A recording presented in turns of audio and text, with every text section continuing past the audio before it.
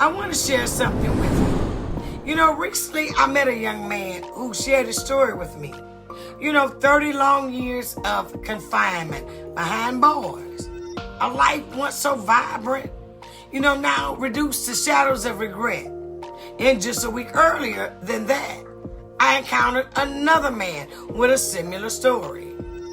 Years stolen by confinement. Now they stand on the brink of freedom, of course, grateful to be released from chains of their past. It is remarkable, though, isn't it? What's remarkable? I'm glad you asked. The remarkable, sad thing is how the enemy can rob us of our lives. He leaves us in prison, not just in physical cells, but in our minds, your heart.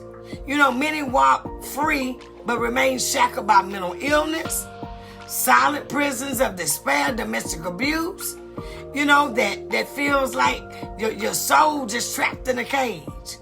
Cycles of fear and pain, suicidal thoughts, homicidal tendencies, internal prisons, anger, bitterness, envy, sickness, and disease. These become the bars that confine us.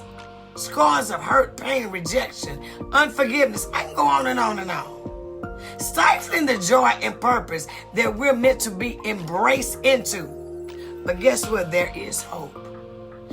This scripture, Isaiah 61 verse 1, it says, He has sent me to bind up the brokenhearted, to proclaim freedom for the captives and release from darkness for the prisoners.